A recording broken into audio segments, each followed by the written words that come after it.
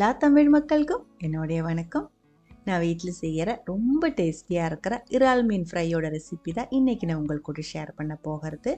இதில் இன்க்ரீடியன்ஸ் கொஞ்சம் அதிகமாக எல்லாம் சேர்த்துருக்கு. இப்படியே செஞ்சிருச்சு அப்படின்னா ரொம்ப டேஸ்டியாக இருக்கும். இது கூடவே தேங்காய் கூடி சேர்த்து தான் வறுத்தெடுத்துருக்கு. அதனாலேயே இறால் மீன் கம்மியாக இருந்தால் கூடி வறுத்தெடுக்கும் போது ரொம்ப அதிகமாக தோணும். குவான்டிட்டி அதிகமாக இருக்கும். டேஸ்ட்டும் ரொம்ப நல்லாயிருக்கும். எப்படி செய்யலான்னு பார்த்துட்டு வரலாம். 1 கிலோ அளவுக்கு ஃப்ரெஷ்ஷாக இருக்கிற இறால் மீன் நல்லா க்ளீன் பண்ணி எடுத்து வச்சிருக்கு. இதுக்கான மசாலா நம்ம ரெடி பண்ணி எடுத்துக்கலாம். 2 டேபிள் ஸ்பூன் அளவுக்கு காரமாக இருக்கிற மிளகாய்த்தூள், 1 டேபிள் ஸ்பூன் அளவுக்கு காஷ்மீரி மிளகாய்த்தூள். அது நீங்கள் உங்களோட காரத்துக்கு தகுந்த மாதிரி அட்ஜஸ்ட் பண்ணிடலாம். 1/2 டேபிள் ஸ்பூன் அளவுக்கு தனியா பவுடர், 1/2 டீஸ்பூன் அளவுக்கு மஞ்சத்தூள், 3/4 டீஸ்பூன் அளவுக்கு பெப்பர் பவுடர், 1 டீஸ்பூன் அளவுக்கு சிக்கன் மசாலா. சிக்கன் மசாலா இல்லை இருந்தால் கரம் மசாலா 1/2 டீஸ்பூன் அளவுக்கு சேர்த்துக்கலாம். கரம் மசாலையும் இல்லை அப்படின்னா சோம்பு இருக்குல்ல, சோம்பு பவுடர் 3/4 டீஸ்பூன் அளவுக்கு சேர்த்துக்கலாம். ஏதாவது ஒன்று சேர்த்தா போதும். கூடவே 1/2 டீஸ்பூன் அளவுக்கு ஜிஞ்சர் கார்லிக் பேஸ்ட்டு, இஞ்சி பூண்டு பேஸ்ட்டு, 3/4 டீஸ்பூன் அளவுக்கு உப்பு, 1 டீஸ்பூன் அளவுக்கு லெமன் ஜூஸ், 3/4 கப்லேருந்து 1 கப் வரைக்கும் துருவன தேங்காய், 1/2 கப் அளவுக்கு ஃப்ரெஷ்ஷாக இருக்கிற மணமாக இருக்கிற கருவேப்பிலை. அது கூடவே நம்ம கழுகி க்ளீன் பண்ணி எடுத்து வச்சிருக்கிற ப்ரான்ஸ் இறால் மீன் சேர்த்து கையிலே இதே மாதிரி நல்லா மிக்ஸ் பண்ணிக்கோங்க. உப்போட அளவு உங்களோட இஷ்டத்துக்கு தகுந்த மாதிரி, டேஸ்ட்டுக்கு தகுந்த மாதிரி சேர்க்கணும். அப்படின்னா முதல்ல மசாலா எல்லாம் நல்லா மிக்ஸ் பண்ணி உப்பு செக் பண்ணதுக்கு அப்புறம் இறால் மீன் சேர்த்து நல்லா மிக்ஸ் பண்ணி எடுத்து வச்சுக்கோங்க. 10 to 15 நிமிஷம் அப்படியே இருக்கட்டும். அதுக்கப்புறம் மீடியம் ஃப்ளேமில் ஃப்ரையிங் பேனில் நம்ம இது வறுத்தெடுத்துக்கலாம். தேங்காய் எண்ணெயில் தான் நான் வறுத்தெடுக்கிறது. நம்ம தேங்காய் சேர்த்துருக்கிறதுனால தேங்காய் எண்ணெயில் வறுக்கும் போது தான் கரெக்டாக நல்ல ஒரு டேஸ்ட்டு கிடைக்கிறது. அது உங்களுக்கு வேணும் அப்படின்னா ஆயில் ஊற்றிக்கோங்க. எண்ணெய் சூடானதுக்கப்புறம் நான் மிக்ஸ் பண்ணி எடுத்து வச்சிருக்கிற ப்ரான்ஸ்லேருந்து பாதி மசாலா அதுக்குள்ளே சேர்த்துருக்கு.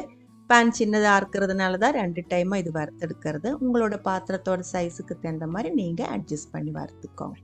எல்லா ப்ரான்ஸும் நல்லா அமுத்தி வச்சுக்கோங்க. மேலே பொங்கி நிற்கக்கூடாது. பேனில் எண்ணெயில் நல்லா அமுங்கி நிற்கணும்.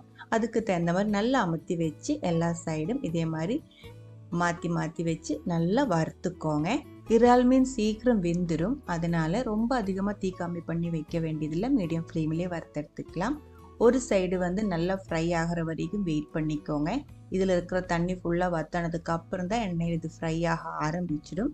மீன் ஃப்ரை ஆகிற கூடயே தேங்காயும் ஃப்ரை ஆகிடும். ஒரு சைடு நல்லா வறுத்ததுக்கு அப்புறம் இதே மாதிரி கரண்டியில் ஒன்றா திருப்பி போட்டுக்கோங்க. ஒன்றா எடுத்து திருப்பி போடணுன்ட்டில் அது ரொம்ப டைம் ஆகும். இந்த மாதிரி ஒன்றா திருப்பி போட்டுக்கலாம். எல்லா மீனும் பேனில் நல்லா அமுத்தி வைக்கிறதுக்கு பார்த்துக்கோங்க. நல்லா அமுத்தி வைக்கும்போது தான் இறால் மீன் எல்லாமே தேங்காய் எல்லாமே நல்லா ஃப்ரை ஆகி கிடச்சிடும். மேலே மீன் பொங்கி இருந்துச்சு அப்படின்னா வெள்ளை கலரில் இருக்கும், ஃப்ரை ஆகாமல் இருக்கும். வெந்திருக்கும், ஆனால் அது கொஞ்சம் ஃப்ரை ஆகாமல் இருக்கும், கிறிஸ்பியாக இல்லாமல் இருக்கும். அதனால தான் அமர்த்தி வச்சுக்கோ அப்படின்னு சொன்னேன். அமர்த்தி வச்சு நல்லா ட்ரை ஆனதுக்கப்புறம் உங்களுக்கு வேணா தீ கம்மி பண்ணிடலாம். கம்மியாக இருக்கிற தீயில் இது எந்த அளவுக்கு உங்களுக்கு ட்ரையாக வேணுமோ அதுக்கு தகுந்த மாதிரி வறுத்து எடுத்துக்கலாம். 2 சைடும் ஃப்ரை ஆனதுக்கப்புறம் ஒன்றா மிக்ஸ் பண்ணிக்கோங்க. நம்ம பொரியல் எல்லாம் மிக்ஸ் பண்ணோம் இல்லைங்களா, அதே மாதிரி மிக்ஸ் பண்ணி நல்லா ஃப்ரை ஆகிற வரைக்கும் வச்சுக்கலாம். அதுக்கப்புறம் நம்ம இதை எடுத்துக்கலாம். ரொம்ப டேஸ்டியாக இருக்கிற இந்த ரெசிபி எங்கள் வீட்டில் எல்லோருடையும் ஃபேவரேட்டாக இருக்குது. சாதம் கூட வேறு எந்த கறியுமே தேவையில்லை.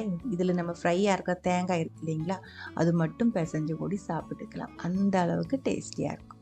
உங்களுக்கும் இது பிடிக்கும்னு நினைக்கிறேன். கண்டிப்பாக ட்ரை பண்ணி பாருங்கள். அதுக்கப்புறம் உங்களோட கமெண்ட்ஸ் எல்லாம் சொல்லிடுங்க. இந்த சமையல் பிடிக்கிற ஃப்ரெண்ட்ஸுக்கு மறக்காமல் ஷேர் பண்ணி விட்டுக்கோங்க. நீங்கள் இது வரைக்கும் நம்ம சேனலுக்கு கொடுத்துட்ருக்கிற சப்போர்ட்டுக்கு ரொம்ப ரொம்ப நன்றி. உடனே பார்க்கலாம் இன்னொரு ரெசிபியோட. அது வரைக்கும் வணக்கம்.